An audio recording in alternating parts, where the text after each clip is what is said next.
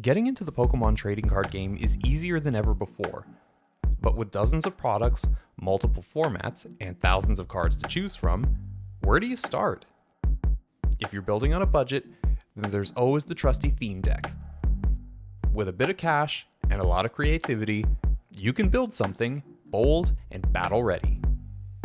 You're watching Deck Boss.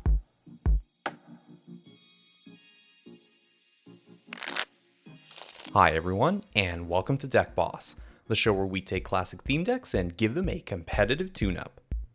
This week, we're going to try and supercharge the Inteleon League Battle Deck. The Inteleon League Battle Deck is a fantastic starting point for anyone looking to build a semi-competitive list with very little investment. It's got a cohesive strategy, a generous helping of staple cards, and a powerful deck boss. You could do a lot worse, believe me. Now let's crack this open and meet our deck boss. This League Battle Deck is built around Inteleon VMAX. The Sly Amphibian fronting this deck is effectively a Stage 1 Pokemon with 2 attacks. The first attack, Hydro Snipe, costs 1 water energy and does 60 damage with the added effect of bouncing an energy from the active Pokemon back to the enemy hand. Its second attack, Max Bullet, costs 2 water and 1 colorless energy to do 160 damage to the active and snipe 60 damage to 1 benched Pokemon. As far as deck bosses go, Inteleon VMAX is a fierce contender. As a VMAX, it has a sturdy 320 HP, it's basically a Stage 1 Pokemon, so it's quick enough to establish on the board, and both of its attacks provide great tactical value. It's not perfect, however. Inteleon's damage output does leave a bit to be desired compared to other VMAXs like Eternatus or the Urshifus, and Hydro Snipe bouncing energy is less effective at slowing the opponent than discarding that energy would be. So, to really make this work, we need to ensure that Inteleon can slow down enemy VMAXs enough to start sniping and setting up key KOs. A bit of energy denial and energy acceleration should do the trick. Now, let's jump back to the League Battle Deck and see what it gives us to work with. League Battle Decks are always a cut above the theme deck crowd, and this one is no exception. The cards included in here are so good that you could probably take the list as is to locals and put up a decent fight, if not win a couple of matches. The main engine of the deck is Frostmoth, which serves as your energy acceleration, and luckily it's a Stage 1 Pokemon that's searchable by Level Ball, so it's not too hard to get into play. You also get a secondary engine more on the consistency side in the One Prize Inteleon line. This has become hugely popular lately, and it gives you quite a bit of search power while also offering you a potential backup attacker. Suicune is there as a very efficient big basic, hitting for a solid 130 damage when needed, while recycling energy to hand for Frostmoth to place onto something else. And you get Galarian Zigzagoon to set up some KOs in tandem with Inteleon's sniping prowess. On the trainer side of things, you get a really nice draw supporter package in Professor's Research, Marnie, and Birdkeeper. You get some speed, some disruption, and some pivoting power, all of which are very relevant in this deck. A high boss's orders count also provides some powerful gusting, allowing you to steal KOs on things like Dedenne-GX. Your Pokeball package consists of Quick Ball and Great Ball, which is arguably the only rough spot in this deck. The Great Ball is nice for finding things like Drizzile in a deck with such a high Pokemon count, but it is a random search which hurts consistency a bit. You also get an Evolution Incense, which is an honorary Pokeball and searches for quite a few relevant targets. Capacious Bucket lets you search for water energy, which helps Frostmoth do its job pretty nicely, and it's a great way to thin out your deck while you're at it. Your recovery package consists of Ordinary Rod and Training Court, which can get back key Pokemon, or just keep your energy supply healthy for use with Frostmoth later on. And finally, you get quite a bit of mobility with Air Balloon and Scoop Up Net, allowing you to pivot around, reset key pieces, or even abuse Zigzagoon's pinging power. As for the rest, we literally covered all the cards, so there is no rest to worry about. This is a fantastic list, and it makes getting into the game really easy. You have everything you need in order to set up and start taking on other big VMAXs lurking out there in the wild. This list is based on one that Tord Reklev used to top in the August 2020 Players' Cup, so its pedigree speaks for itself. Put two of them together, and you're flying. And now that we've got the basics, let's jump on over to PTCGO and see how we can make this deck work. Alright, since the League Battle decks are in, well, a league of their own, I decided that this particular deck upgrade should be free of the limitations I usually try to impose on myself. I also thought it would be a great opportunity to demonstrate how absolutely busted VMAXs can be in the expanded format. So, here is this monster of an Inteleon VMAX deck. To start with, we did away with the Frostmoth and Baby Inteleon line because both are just too slow for expanded in most cases, and because other options exist to turbo out energy that Inteleon really needs to compete. So a nice 4-3 split of the V and VMAX is where we'll start. Inteleon is, for the most part, our only attacker, so a nice thick count is necessary to ensure we bench a few early and can start evolving right away. Articuno-GX is a frequent star in control decks, and I thought its Cold Crush GX attack would be a nice way to counter some of the crazy energy acceleration that we'll see on the enemy side in Expanded. Basically, you can bench it, then move it to the active and take some energy with it. Ideally, you only take one because that's all you need to use its GX attack. Said GX attack discards all energy from both active Pokemon, which can be used to cripple an enemy attacker or starve them of resources. Just make sure you can move Articuno after, because it can become a bit of a sitting duck. Volcanion Prism Star provides a nice one-prize attacker with the ability to provide a bit of repulsion. You can either spread damage around with its attack to make Max Bullet a little bit more effective at sniping things on the bench, or you can do double duty by discarding energy and moving troublesome targets out of the way, or putting something on the bench to let Inteleon snipe at it instead. Mimikyu is here to allow us to shut down enemy GXs. Basically, as long as said GXs have at least one damage counter on them while Mimikyu is on the field, then they have no abilities. And that's a pretty easy condition to fulfill given how often this deck can snipe or spread damage. It's also a great way to slow down a Mew or prevent things like Oranguru GX from gaining too much advantage, so having this is great for those GX matchups. Mew provides some much needed protection for our bench, saving the juicy targets there from being blown up by things like Gmax Rapid Flow. Mew also has some utility as an attacker, believe it or not, because it can spread damage counters to turn on Mimikyu's ability. We've got a standard support package of Tapu Lele-GX, Dedenne-GX, and Crobat V. Sometimes you just need to see more cards, and these all allow you to do that. Ideally, you don't want to play them down since they do provide soft targets on your bench, and we do have other options to draw cards, but in a pinch, believe me, they are all great. And then there's two copies of Oranguru. While it's mostly here to protect against N, it also enables a nice combo with Rose, ensuring that we can easily accelerate two energies to our active VMAX while refilling our hand. You always want one of these on your bench at the very least, so I feel like the two copies in the deck ensure that you're not put in an awkward spot if your prizes kinda suck during the course of a game. Our supporter lineup is basically Wet Welder with friends. Melony, our Wet Welder, allows for some much needed energy acceleration and draw power, but it's not quite as busted as the OG Welder was, since its targets are more limited, Vs specifically, and it needs to accelerate from the discard pile. But that said, it still allows Inteleon VMAX to use Max Bullet in record time. I felt in this particular case 3 copies was enough because we do have VS Seekers here, and because again it has to accelerate from the discard pile, it can kind of be a dead card early in the game. Rose is a secondary energy accelerator, allowing you to pull off a Desperation Max Bullet. It's actually a trick I borrowed from Rayquaza VMAX decks, where it's used alongside Kricketune V to ensure that you can refill your hand, and of course, obviously Rayquaza VMAX's fantastic ability as well. But in this particular deck, thanks to Oranguru, it doesn't leave you high and dry without a hand after you use it.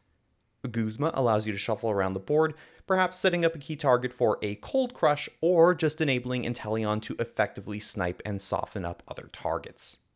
Marnie allows you to stunt your opponent's play a bit, setting them down to 4 cards while banishing their hand to the bottom of the deck.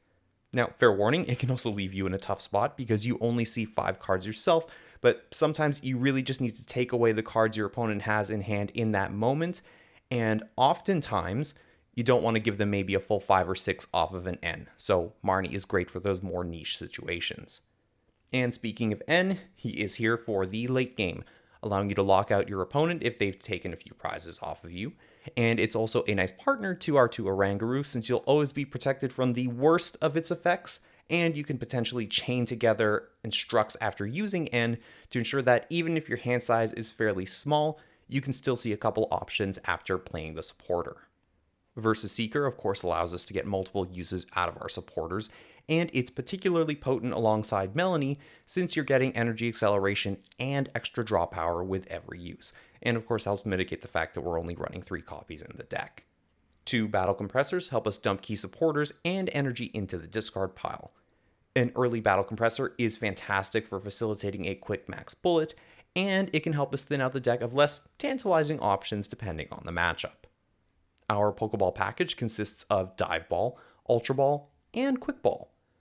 I really wanted to maximize consistency in this deck, and since it gives us multiple outs to our attackers and support Pokemon, I felt like it was a solid lineup.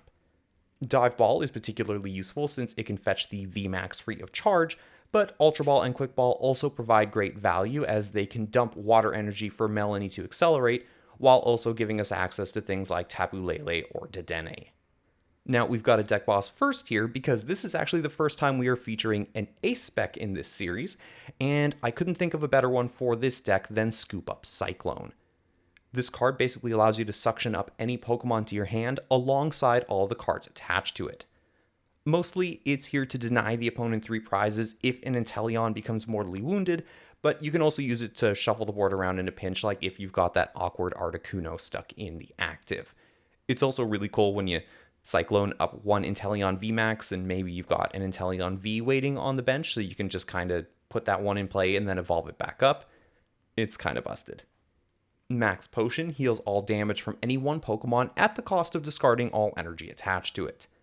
Now, while this can normally be devastating in its own right and really slow down the pace of your game, cards like Melony and Rose do make leaping back into action a bit of a formality.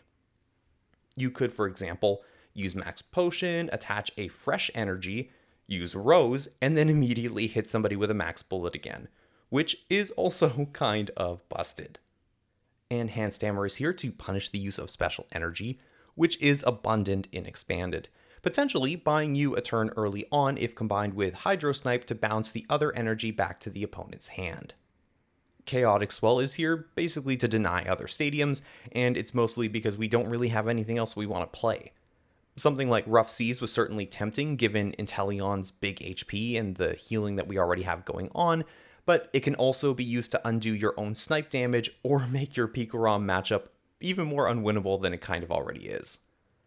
2 Float Stones are an expanded staple, ensuring that our many support Pokemon do not get stuck in the active.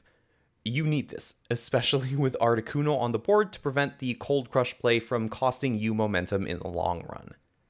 We play 1 Capture Energy because Inteleon VMAX does actually have a colorless cost for Max Bullet, and it's a nice way to maybe tutor out a Mimikyu, Oranguru, or a Mew against key matchups when your opponent least expects it.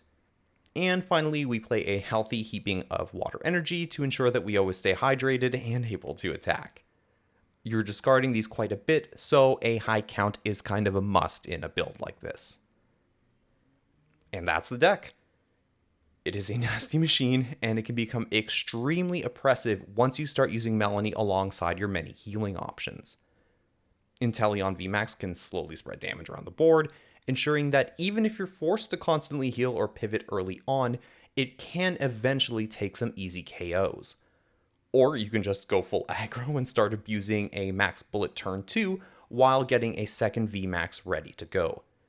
Your options are quite numerous, and thanks to the energy denial available, you can usually steal a turn, which can be a lifesaver if you had a bad start, especially in Expanded, which is even faster than the current standard format. This build illustrates exactly why VMAXs can be such a problem in Expanded, but I mean, hey, when everyone else is using them too, you kinda need to level the playing field. And with all that out of the way, let's slip, sleuth, and snipe our way up the expanded ladder.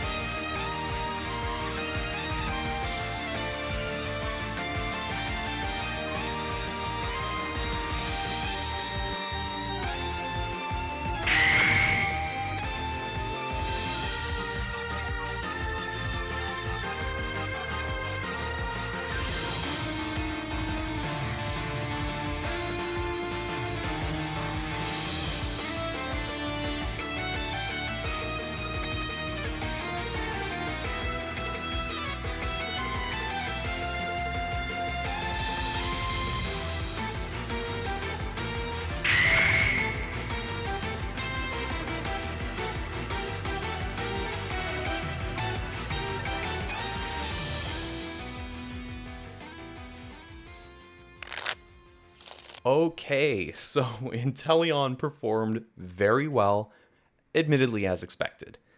A VMAX is kind of a nice step up from the usual crowd we feature on this show, and when you let one loose in Expanded, it really shows why 3 prizers with 300 plus HP are kind of busted.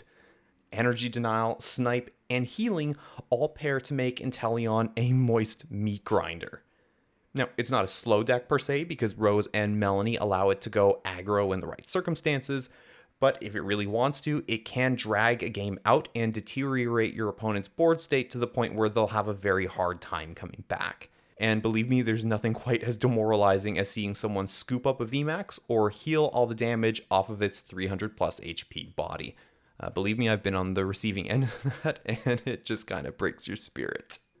Now, I will say as an aside that I did try a few slower builds using the one prize Inteleon package, but while the toolboxing and consistency were nice, it actually came at the cost of some really critical speed. I was often disappointed because Expanded has so many great trainers that you can fetch with your Drizzles and Inteleons, and obviously having the Rapid Strike sniping is fantastic, but just seeing maybe 1 or 2 of those evolution line in a turn just isn't enough. You really need to see a ton of cards most turns, and running that thick stage 2 line kind of discourages things like discarding your entire hand to dig deeper for combo pieces. Also, if you miss your Inteleon turn 1, or maybe don't get down a Sobble right away, then you basically fall so far behind that every other deck with those more aggressive consistency options will steamroll you. Still, I think there is probably a way to build out an Omni Inteleon list that works well in Expanded, but it's just that somebody more experienced than me needs to take a crack at it. Overall, I felt like the product itself was a fantastic score, and I really can't recommend it enough for anyone looking to get a highly competitive list pretty much straight out of the box. Thanks to things like trainers' toolkits, you could have a pretty solid list to take to locals with just 3 purchases, your total may be coming in at under $100 if you shop with a discerning eye. Also, given how expensive that damn Drizzile is these days, you are definitely getting your money's worth if you scoop up this product for around $25 like I did. And really, that's about it. You guys know the drill. Like the video, leave a comment, and subscribe if you haven't already.